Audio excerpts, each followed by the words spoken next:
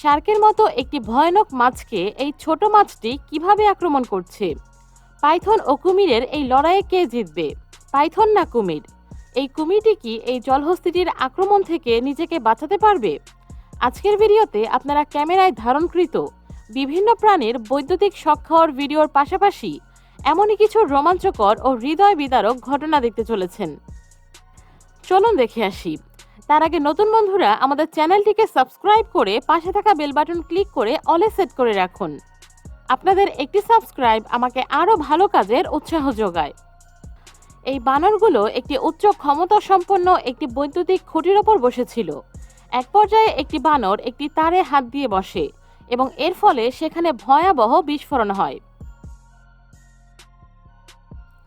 এই কুকুরটি যখন এই গাধাটির ফেন্সের ভেতরে যাওয়ার চেষ্টা করছিল, তখন কুকুরটি ভয়ানক বৈদ্যুতিক শক খায় এবং সেখান থেকে পালাতে বাধ্য হয়।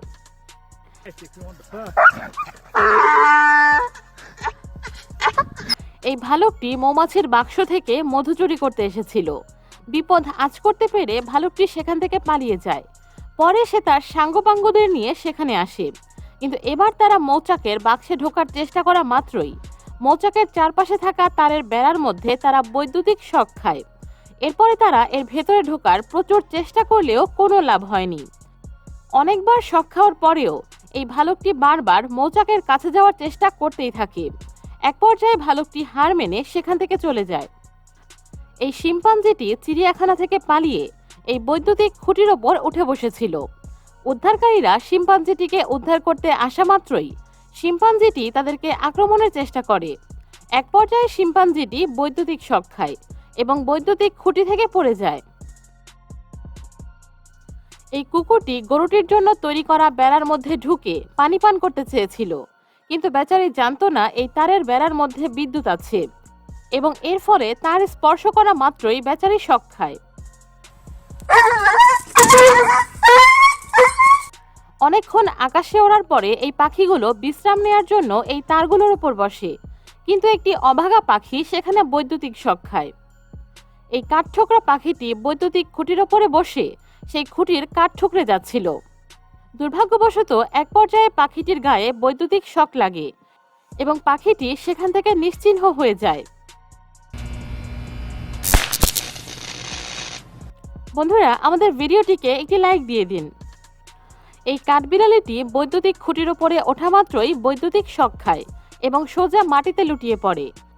এই শকের কারণে কাঠবিড়ালিটি প্যারালাইজড হয়ে মাটিতে পড়ে থাকে। এই কুকুরটি ইলেকট্রিক ফেন্সের ওপর হিসু করতে গিয়ে ভয়ানক বৈদ্যুতিক শক খায়।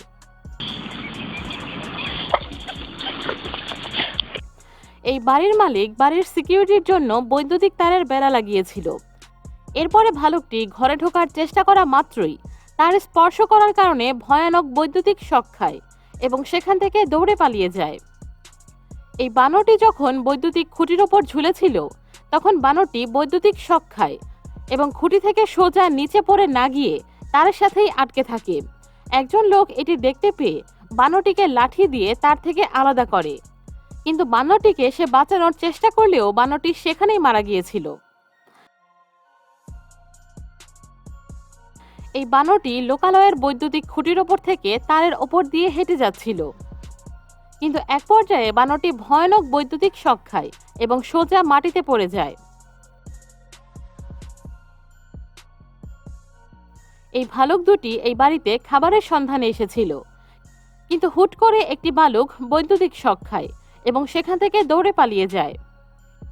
এই বানরটির বন্ধু বৈদ্যুতিক শক খেয়ে অজ্ঞান হয়ে গেলে বানরটি নিজের বন্ধুর জ্ঞান ফিরিয়ে আনার প্রাণপণ চেষ্টা করতে থাকে। দীর্ঘ সময় চেষ্টা করার পরে বানরটি নিজের বন্ধুর জ্ঞান ফিরিয়ে আনতে সক্ষম হয়। এমন বন্ধুত্বের প্রশংসা তো করতেই হয়। দর্শক, আপনাদের যদি এমন নিঃস্বার্থবান বন্ধু থাকে তাদের নাম কমেন্টে জানিয়ে দিন। এই ঘোড়াগুলো যাতে ফেন্সের ওপর দিয়ে লাফ দিতে না পারে, এজন্য ফেন্সের ওপরে তারের বেড়া লাগানো হয়েছিল। তবে এর নিচ দিয়ে কুকুর ঠিকই যাওয়া আসা করতে পারত। তবে এই ঘোড়াটি কুকুরের দেখা দেখি ফেন্সের কাছে আসতেই বৈদ্যুতিক শক খায় এবং সেখান থেকে দূরে সরে যায়। এই ছাগলটির শিং বৈদ্যুতিক তারের মধ্যে আটকে ছিল এবং এই লোকগুলো ছাগলটিকে সেখান থেকে উদ্ধারের চেষ্টা করছিল। অনেক ক্ষুধার্ত হবার কারণে এই কুমিরটি এই ইলেকট্রিক ইলটিকে খাওয়ার চেষ্টা করেছিল, কিন্তু ইলটির গায়ে কামড় দেওয়া মাত্রই কুমিরটি ভয়ানক লেভেলের বৈদ্যুতিক শক খায় এবং সেখানেই মারা যায়। এই কুকুরটি যখন এই ইলেকট্রিক ইলটিকে কামড় দেয় তখন ভয়ানক বৈদ্যুতিক শক খায় এবং ইলটিকে ছুঁড়ে ফেলে দিয়ে সেখান থেকে দৌড়ে চলে যায়।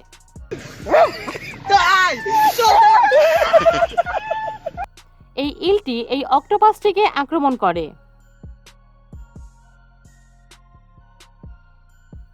এই শার্কটি এই ইলেকট্রিক ইলটিকে আক্রমণ করা মাত্রই ইলটি শার্কটির মুখে পাল্টা আক্রমণ করে।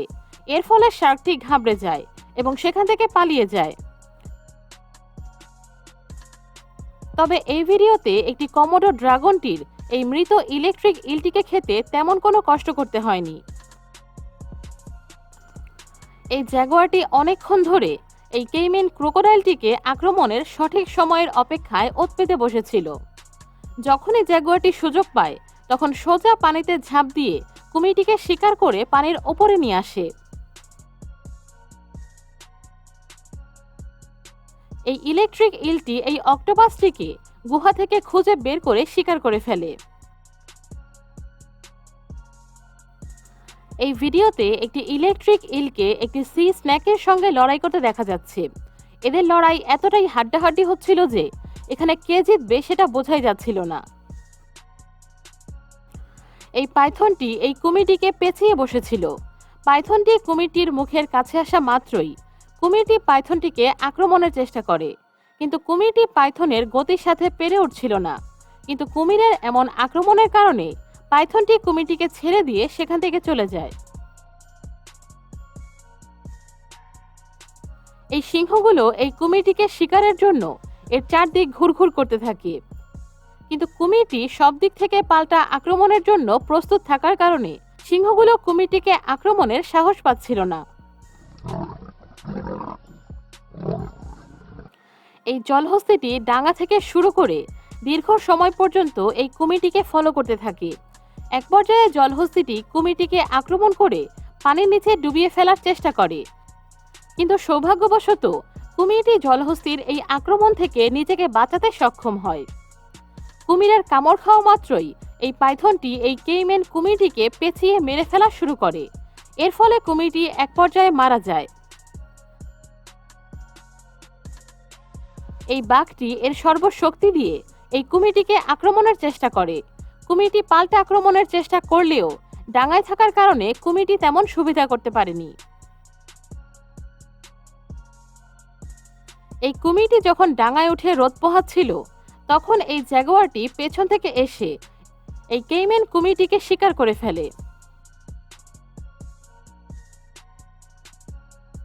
এই পাইথনটি কুমিরটিকে শিকারের জন্য পানির নিচ দিয়ে তেড়ে আসছিল, কিন্তু পাইথনের উদ্দেশ্য টের পেয়ে কুমিরটি সেখান থেকে পালানো শুরু করে। এই পাইথনটি এই বড় কুমিরটিকে নিজের শরীর দিয়ে পেঁচিয়ে শিকার করে ফেলছে। এই কুমির দুটি এলাকার জন্য এই ডাঙার মধ্যে পরস্পরের সঙ্গে লড়াই শুরু করে। দীর্ঘ সময় ধরে হাড্ডাহাড্ডি লড়াইয়ের পরে উভয়েই সেখান থেকে সাঁতরে চলে যায়। বন্ধুরা, আজ এখানেই শেষ করছি। আমাদের ভিডিওগুলো আপনাদের কেমন লাগে কমেন্টে জানাবেন। ভালো লাগলে একটি লাইক এবং সাবস্ক্রাইব করতে কিন্তু একদমই ভুলবেন না। ধন্যবাদ।